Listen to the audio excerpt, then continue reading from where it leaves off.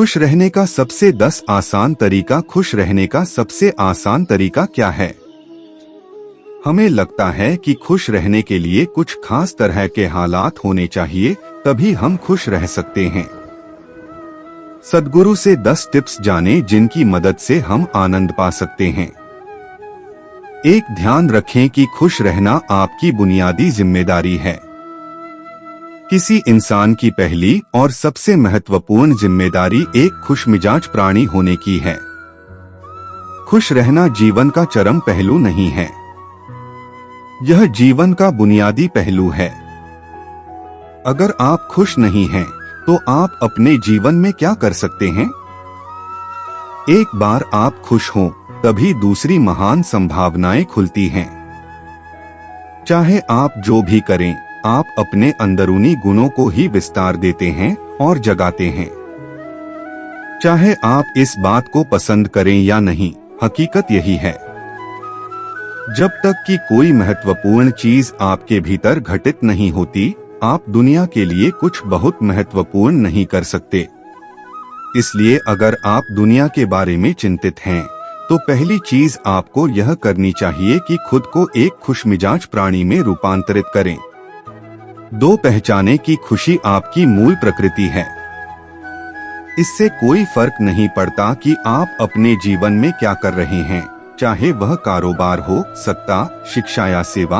आप ऐसा इसलिए कर रहे हैं क्योंकि आपके भीतर कहीं गहराई में एक भावना है कि इससे आपको खुशी मिलेगी। इस धरती पर हम जो कुछ भी करते हैं, वह खुश रहने की इच्छा से करते हैं, क्योंकि यह हमारी मूल प्रकृति है। जब आप बच्चे थे, तो आप यूं ही खुश थे। वही आपकी प्रकृति है। खुशी का स्रोत आपके भीतर है, आप उसे हमेशा के लिए एक जीवंत अनुभव बना सकते हैं। 3 चीजों का महत्व पहचानें। आज सुबह क्या आपने देखा कि सूर्य बहुत अद्भुत तरीके से उगा? फूल खिले, कोई सितारा नीचे नहीं गिरा, तारामंडल बहुत अच्छी तरह काम कर रहे हैं। सब कुछ व्यवस्थित है। आज समूचा ब्रह्मांड बहुत बढ़िया तरीके से काम कर रहा है, मगर आपके दिमाग में आया किसी विचार का एक कीड़ा आपको यह मानने पर मजबूर कर देता है कि आज बुरा दिन है। कष्ट मुख्य रूप से इसलिए होता है क्योंकि ज्यादातर इंसान इस जीवन के प्रति सही नजरिया खो बैठे हैं। उनकी मनोवैज्ञानिक प्रक्रिया अस्तित्व की प्रक्रिया से कहीं बड़ी हो गई है, या सीधे सीधे कहें तो आपने अपनी रचना को सृष्टा की सृष्टि से कहीं अधिक महत्वपूर्ण बना दिया है। यह सारी पीड़ा का बुनियादी स्रोत है। हम इस बात की पूरी समझ खो बैठे हैं कि यहाँ जीवित रहने के क्या मायने हैं। आपके दिमाग में आया कोई विचार या आपके मन की कोई भावना फिलहाल आपके अनुभव की प्रकृति को तय करती है। और यह भी हो सकता है कि आपके विचार और भावना का आपके जीवन की सीमित हकीकत से कोई लेना देना न हो। पूरी सृष्टि बहुत बढ़िया तरीके से घटित हो रही है, मगर सिर्फ एक विचार या भावना सब कुछ नष्ट कर सकती है। 4, मन या दिमाग को उसके असली रूप में देखें। जिसे आप मेरा मन कहते हैं, वह असल में आपका नहीं है। आपका अपना कोई मन नहीं है। कृपया इस पर ध्यान दें। जिसे आप मेरा मन कहते हैं, वह बस समाज का कूड़ेदान है। कोई भी और हर कोई जो आपके पास से गुजरता है, वह आपके दिमाग में कुछ न कुछ डाल जाता है। आप वाकई यह चुन नहीं सकते कि किससे आपको चीजें ग्रहण करनी हैं और किससे नहीं करनी। अगर आप कहते हैं मुझे यह व्यक्ति पसंद नहीं है, तो आप किसी भी और से ज्यादा उस इंसान से ग्रहण करेंगे। आपके पास कोई चारा नहीं है। अगर आपको इस बात की जानकारी हो कि उसे ठीक करके कैसे इस्तेमाल करना है, तो यह कूड़ेदान उपयोगी हो सकता है। असर और जानकारी का यह ढेर जो आपने जमा किया है, वह सिर्फ दुनिया में जीवित रहने के लिए उपयोगी है। आप कौन हैं, इससे उसका कोई संबंध नहीं है। 5, मन से अपने बुनियादी अस्तित्व की ओर बढ़े। जब हम किसी आध्यात्मिक प्रक्रिया की बात करते हैं तो हम मन से अपने बुनियादी अस्तित्व की ओर जाने की बात करते हैं। जीवन का संबंध इस सृष्टि से है जो यहाँ मौजूद है, उसे पूरी तरह जानना और उसके असली रूप में उसका अनुभव करना, अपने मन मुताबिक उसे विकृत न करना ही जीवन है। अगर आप अस्तित्व की हकीकत की ओर बढ़ना चाहते हैं तो सरल शब्दों में आपको बस इस बात का ध्यान रखना होगा कि जो आप सोचते हैं वह महत्वपूर्ण नहीं है, जो आप महसूस करते हैं वह महत्वपूर्ण नहीं है। आप जो सोचते हैं उसका हकीकत से कोई लेना देना नहीं है, उसका जीवन के लिए कोई बड़ा महत्व नहीं है। मन बस उन फालतू चीजों में उलझा रहता है जो आपने कहीं और से इकट्ठा किया है। अगर आपको वह महत्वपूर्ण लगता है तो आप कभी उसके परे नहीं देख पाएंगे। आपका ध्यान स्वाभाविक रूप से उस दिशा में जाता है जिसे आप महत्वपूर्ण मानते हैं। अगर आपके विचार और आपकी भावनाएं आपके लिए अहम हैं, तो स्वाभाविक रूप से आपका सारा ध्यान वहीं होगा। मगर यह सिर्फ एक मनोवैज्ञानिक हकीकत है। इसका अस्तित्व में मौजूद चीजों से कोई लेना देना नहीं है। कष्ट हम पर बरसाया नहीं जाता, उसे पैदा किया जाता है और उसे बनाने वाला कारखाना आपके मन में है। अब इस कारखाने को बंद करने का समय है। छे पाने की कोशिश न करें, अभिव्यक्त करना शुरू करें। आज हम इतने जोर शोर से खुशी की तलाश कर रहे हैं कि धरती का जीवन ही खतरे में पड़ गया है। खुशी की तलाश में न रहें। दुनिया में अपनी खुशी को अभिव्यक्त करना जानें।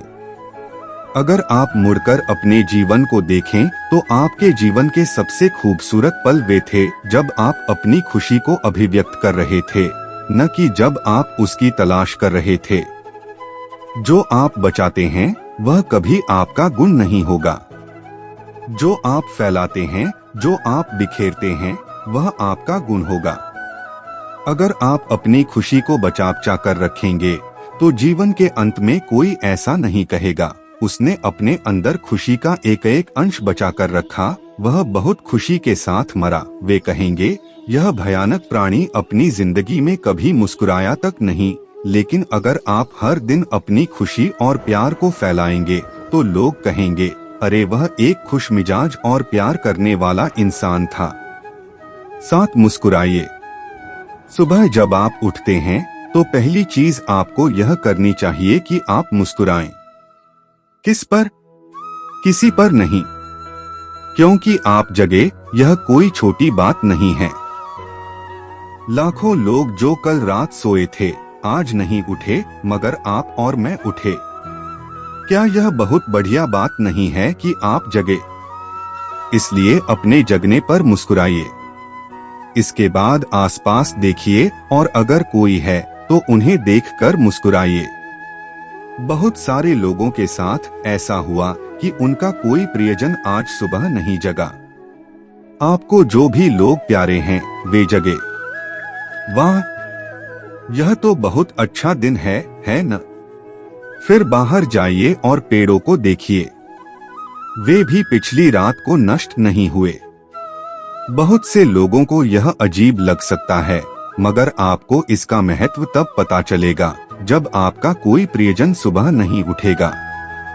इसका महत्व जानने के लिए तब तक का इंतजार न करें। यह कोई अजीब या हंसने वाली बात नहीं है।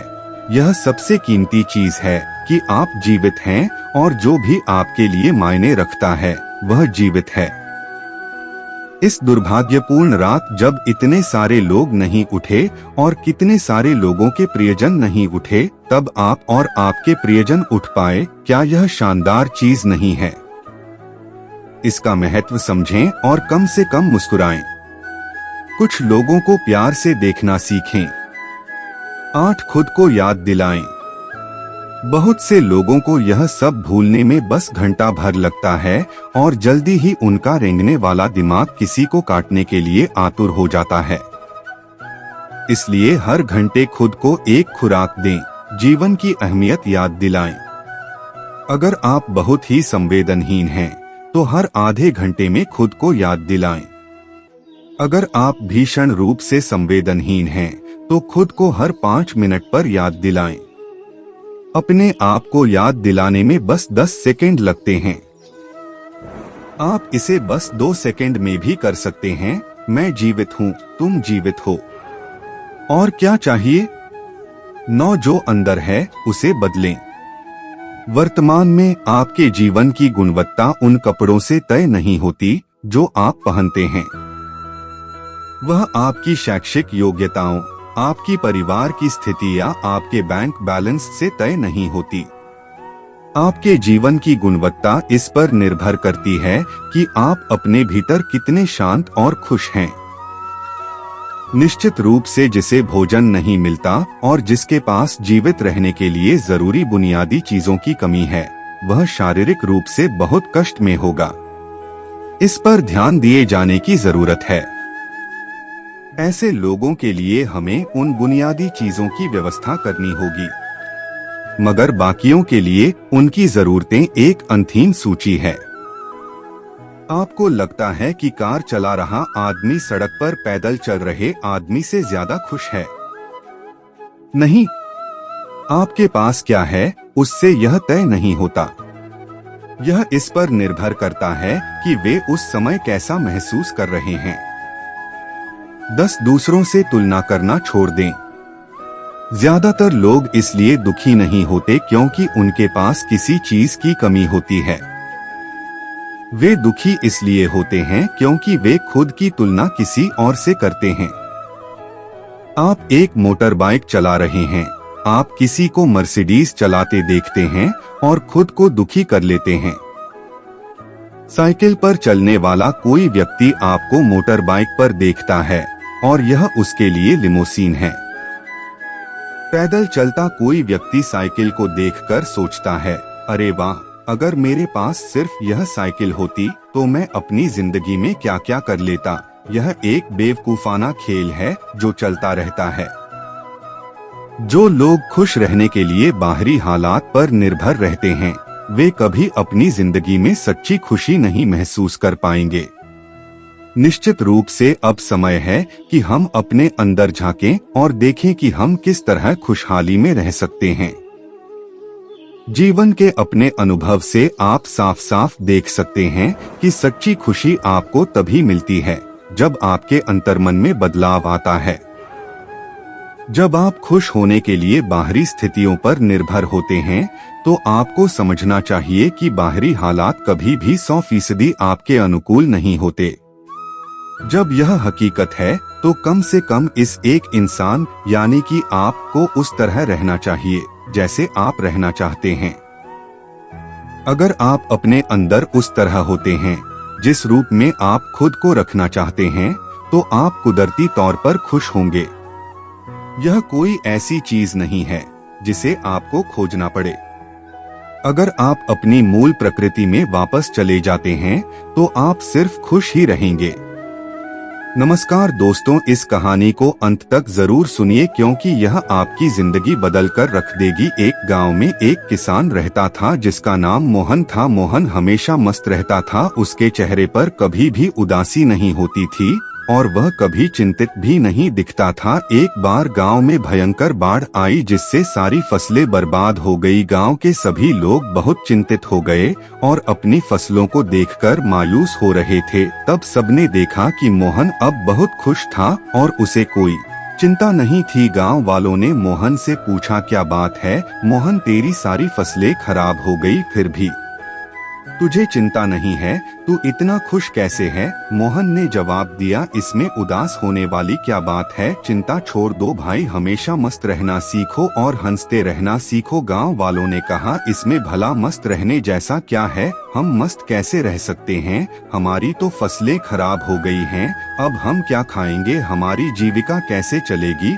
और हम मस्त कैसे रह सकते हैं? मोहन ने कहा, अरे भाई चिंता छोड़ो, मस्त रहना सीखो। गांव वालों ने कहा, ठीक है, लेकिन मस्त रहने की वजह भी तो होनी चाहिए, हमें तो चिंताएं हो जाती हैं। मोहन ने कहा, हर चीज की चिंता जिम मेदारियों की चिंता हम बच्चे थोड़े हैं कि हमेशा खुश रहे। 15 साल के बाद बच्चों को भी चिंताएं घेर लेती हैं। अब तो चिंता ही चिंता है। मेरे बच्चों को पढ़ाई की चिंता है, उनके करियर की चिंता है, उनके भविष्य की चिंता है। मुझे उन बच्चों के खाने पीने और बाकी सारी घरेलू चीजों की चिंता है। तो भला इंसान कैसे खुश रहे? मोहन ने कहा, खुश रहना एक कला है और मस्त रहना एक सोच है। गांव वालों ने कहा, तो क्या तुम हमें यह कला सिखा सकते हो कि हम भी हमेशा खुश और मस्त कैसे रह सकते हैं? मोहन ने कहा, हाँ, मैं तुम्हें एक मजेदार कहानी सुनाता हूँ, ध्यान से सुनो। बचपन की बात है, मैं अपने पिता के साथ एक बार जंगल के रास्ते से शहर जा रहा था क्योंकि हमें फसलों को बेचना था। उस समय मेरे पिताजी काफी परेशान रहते थे। घर में बिल्कुल भी धन नहीं था। अब तो फसलों को बेचना ही आखिरी हल था। जंगल जाते जाते शाम हो गई और जंगल में काफी अंधेरा हो गया। रास्ता दिख नहीं रहा था। उस दिन भी आंधी आई थी। तब हमारी बैलगाड़ी का पहिया जमीन में ढह गया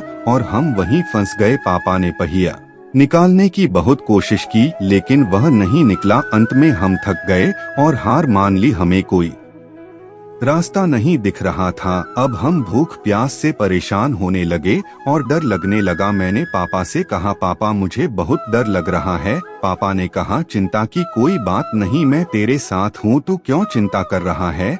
लेकिन उनके कहने का मुंह पर कोई असर नहीं हुआ और मैं डरने लगा क्योंकि जंगल में बहुत सी आवाजें आ रही थी और वह जंगल बहुत ही वीरान था। पापा ने कहा, डरते नहीं है। काफी प्रयास के बाद हमने फैसला किया कि आज रात हम यहीं बिताएंगे। सुबह होते ही बैलगाड़ी को निकालने की कोशिश करेंगे। लेकिन बात सुबह की नहीं थी, बात यह थी कि अब रात को खाएंगे क्या, क्योंकि हमारे पास जितना भोजन था हमने रास्ते में खत्म कर दिया था। हम दोनों बैठकर कुछ सोच ही रहे थे, तभी एक कुटिया दिखाई दी जिसमें से प्रकाश आ रहा था। पापा ने बोला, तुम यहीं पर रुककर आराम करो, मैं कुछ देखता हूँ, शायद कोई मदद मिल जाए। पापा चले गए और मैं वहीं पर बैठकर डर के मारे रोने लगा। काफी देर बाद पापा एक महात्मा के साथ आते हुए दिखाई दी। वह महात्मा बहुत ही दिव्य दिख रहे थे। फिर हम तीनों ने मिलकर जोर लगाया और बैलगाड़ी का पहिया गड्ढे से बाहर निकाल दिया और हमारी बैलगाड़ी बाहर निकल गई। पापा ने उस महात्मा का धन्यवाद किया और हम लोग आगे चल पड़े। महात्मा ने हमें कुछ खाने को भी दिया था। मैंने पापा के हाथ में एक कागज देखा। मैंने पूछा, वह क्या है? लेकिन पापा ने उसके बारे में कुछ नहीं बताया। हम आगे बढ़ते चले गए। पापा ने नहीं बताया कि महात्मा ने क्या दिया था। मैंने फिर पूछा, पापा वह क्या है? उन्होंने बोला, यह तेरे काम की चीज नहीं है। धीरे धीरे काफी समय गुजर गया। काफी वक्त गुजर जाने के बाद मैंने पापा से फिर पूछा, पापा उस पत्र में ऐसा क्या था जो आप मुझे बताते नहीं हो? तब पिताजी ने कहा, जब मैं इस दुनिया में नहीं रहूं तो मेरे मरने के बाद तुम उस पर्चे को खोलना, लेकिन एक बात याद रखना, उस पर लिखी बातों को तुम जीवन भर याद रखना और कभी भी भूलना मत। मैंने कहा, ठीक है पापा। काफी समय गुजर गया। गांव वालों ने मोहन से पूछा, वह सब तो ठीक है लेकिन हमें चिंता क्यों ना हो? हमारी फसलें खराब हो गई। मोहन ने कहा, क्या तुम फसलों को ठीक कर सकते हो? उन्होंने कहा, नहीं। मोहन ने पूछा, क्या तुम दिन को रात बना सकते हो? उन्होंने कहा, नहीं। मोहन ने पूछा, क्या तुम हवाओं को रोक सकते हो? उन्होंने कहा, नहीं। मोहन ने फिर पूछा, क्या तुम बारिश करवा सकते हो? सबने कहा, नहीं भाई नहीं, हम कुछ नहीं करवा सकते, हम भगवान नहीं है। तो मोहन ने कहा, जब तुम्हारे हाथ में कुछ है ही नहीं तो तुम चिंता करके क्या पाओगे? सारे किसान सोच में पड़ गए कि यार बात तो सही कह रहा, इसमें भला ज्यादा चिंता करके क्या होगा? मोहन ने कहा, जब हमारे हाथ में कुछ है ही नहीं तो फिर हम चिंता क्यों करें? इसीलिए मस्त रहना सीखो और मस्त रहने की आदत डालो, तभी तुम्हारे जीवन में खुशियां आएंगी। सब किसान ने कहा, लेकिन उस पत्र में ऐसा क्या लिखा था? क्या तुमने पिता के जाने के बाद उसे खोलकर नहीं देखा? मोहन ने कहा, हाँ, पिता के मरने के बाद मैं बहुत अनाथ हो गया था। कुछ भी अच्छा नहीं चल रहा था। मुझे कोई रास्ता नहीं दिख रहा था। कि अब मैं क्या करूं, क्योंकि उस समय मेरे पास कोई रोजगार नहीं था और मुझे खेती का काम भी अच्छे से नहीं आता था। तभी मेरे दिमाग में आया कि उस पत्र को खोलकर देखूं कि उसमें क्या लिखा है। जब मैंने उस पत्र को खोला तो मेरी आंखें खुली की खुली रह गई। सबने पूछा ऐसा क्या था उस पर्चे में, हमें भी बताओ। मोहन ने कहा उस पत्र में लिखा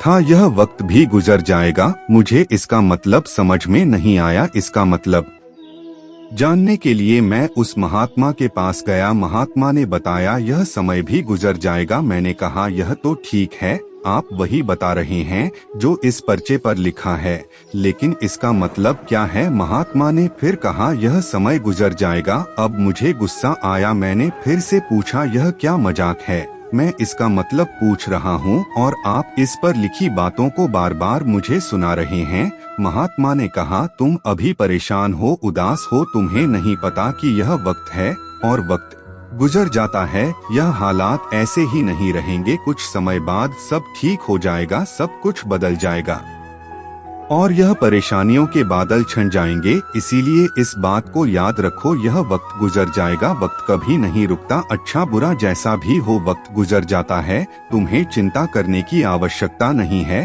तुम बस मेहनत करते रहो, धीरे धीरे वक्त जैसा भी हो समय बदल जाता है। तुम्हारे हाथ में कुछ भी नहीं है, तुम बेमतलब की चिंताएं कर रहे हो जो किसी भी तरह से हल नहीं होंगे। वक्त अपने आप गुजर जाता है, इसीलिए जो तुम्हारे हाथ में है ही नहीं उससे भला चिंता करके क्या मिलेगा। इंसान को चाहिए कि वह हर वक्त हर परिस्थिति में सब्र रखे, क्योंकि जिसके पास सब्र नहीं वह कभी भी चैन से जीवन नहीं जी सकता। चैन से जीवन जीने के लिए इंसान के अंदर सब्र का होना जरूरी है और सब्र तभी आता है जब इंसान इस बात को याद रखेगा कि वक्त गुजर जाएगा। तब से मेरी जिंदगी बदल गई और मैंने इस बात को जीवन भर के लिए याद कर लिया। अब जो भी होता है मैं चिंता नहीं करता, बस मेहनत करता रहता हूँ, कोशिश करता हूँ कि चीजों को ठीक कर सकूँ, लेकिन जो मेरे हाथ में नहीं है मैं उसकी चिंता क्यों करूँ। इसीलिए मैं अब मस्त रहता हूँ और लोगों से यही कहता हूँ कि मस्त रहो, ज्यादा चिंता मत करो और ज्यादा सोचो मत। जीवन चल रहा है, जीवन गुजर रहा है और जीवन गुजर जाएगा। अगर यह कहानी आपको अच्छी लगी हो तो इस वीडियो को लाइक करें और ऐसी और कहानियां सुनने के लिए चैनल को सब्सक्राइब कर लीजिए। और आपसे हाथ जोड़ के विनती है कि इस वीडियो को जितना हो सके उतना शेयर भी कर दीजिएगा ताकि लोगों की भी मदद हो सके। कल मिलते हैं एक नई कहानी के साथ। धन्यवाद।